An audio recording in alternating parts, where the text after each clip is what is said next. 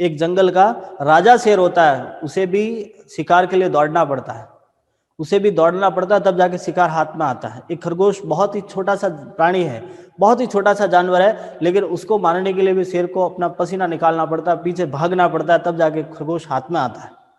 तो बस यही बात है, जंगल के राजा को जब मेहनत करनी पड़ती है तो हम कौन से देश के राजा है, हमें भी मेहनत करनी पड़ती है। आज माननीय प्रधानमंत्री को भी दिन के 18 घंटे मेहनत करनी पड़ती है, तब जाके देश चल रहा है। तो हमें तो करना ही पड़ेगा, मेहनत करनी ही पड़ेगी।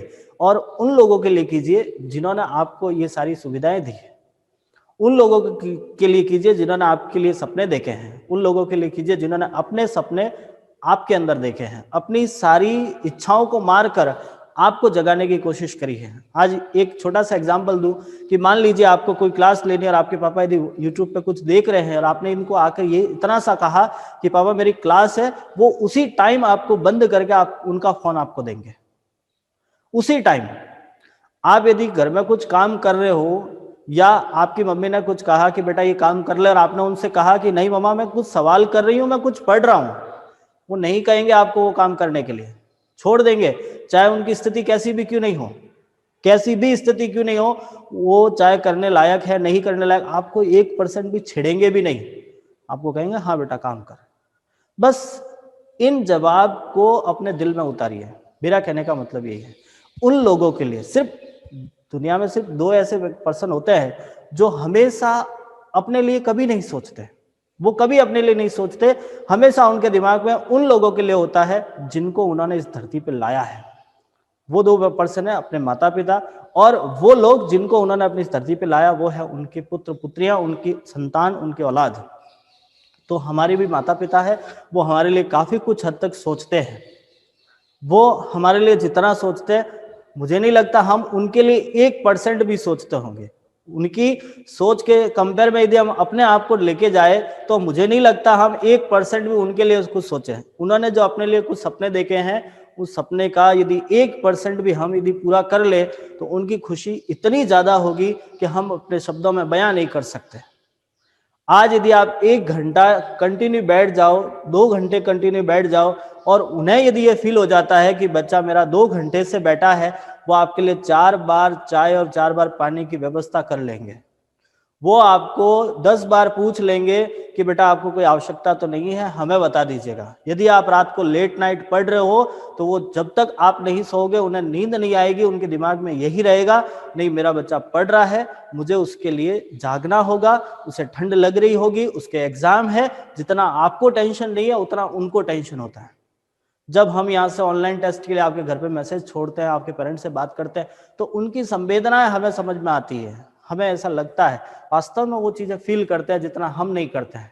तो मेरा आप लोगों से यही कहना है कि प्लीज उन लोगों के लिए कीजिए जिन्होंने हमारे लिए कुछ किया है, जिन्हें हम आज जिस स्थिति में आप बैठे हो, आज जब आप इतना अच्छा काम कर रहे हो, आज आप पढ़ने के लिए आपके पास में जो ये सेलफोन है वो किसने दिया, और यदि वो मना कर देते हैं तो क्या आप कुछ कर पाते हैं, क्या आप इस स्थिति पे आ पाते हैं। और आगे भी न केवल यहाँ तक वो अपनी जिम्मेदारी समझते हैं, जब तक वो लोग हैं तब तक वो अपनी जिम्मेदारी आप लोगों के लिए समझते हैं। चाहे वो आप छोटे से थे, चाहे आज आप 12वीं में पढ़ रहे हो, चाहे आप कॉलेज करोगे या आप किसी भी स्थिति में जाके खड़े रहो, वो हमेशा अपनी जिम्मेदारी समझते हैं आप लोगों को लेकर। तो क्यों ना हम उनके लिए कुछ करें। आज हम उनका ऋण नहीं चुका सकते, उन्होंने हमें इस धरती पे लाया, उसका ऋण हम कभी नहीं चुका सकते। ये कोई ऐसा काम नहीं है जो हम कर ले और हम ये कह दें कि हम आज अपने माता पिता के ऋण से मुक्त हो गए, ऐसा कभी पॉसिबल ही नहीं है। बस उनकी खुशी के लिए कुछ कर सकते हैं, और उनकी खुशी आज इसी में समाहित है कि वो जो लोग चाहते हैं वो आप काम कीजिए, उनके लिए पढ़िए, मेहनत कीजिए, टारगेट बनाइए कि मुझे इस साल ये काम करना है, मुझे उन्हें 80% की मार्कशीट देनी है, मुझे उन्हें 90% की मार्कशीट देनी है, मुझे मेरिट में आकर मेरे पापा और मेरी मम्मी का नाम रोशन करना है। बस उनके सपनों को साकार करने के लिए लग जाइए, अभी समय है, बहुत टाइम चला भी गया और आगे टाइम भी है।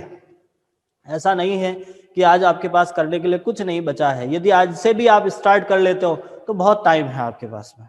यदि आज से भी आपको लगता है कि नहीं मैं आगे कुछ कर सकती हूँ, मैं कुछ कर सकता हूँ, तो आज से ही जुड़ जाइए, आज से ही लग जाइए। यदि आपने अपने आप को समझने की कोशिश कर दी, आपके अंदर जो सोया हुआ टैलेंट को बाहर निकाल दिया, यदि आपके सामने अपने माता पिता के चित्र को लेकर आपने ये सोच लिया कि मैं इन लोगों के लिए दुनिया की किसी भी ताकत से लड़ सकता हूं, मैं किसी भी महामारी से लड़ के मैं अपने सपने को साकार कर सकता हूं, तो कर दीजिएगा।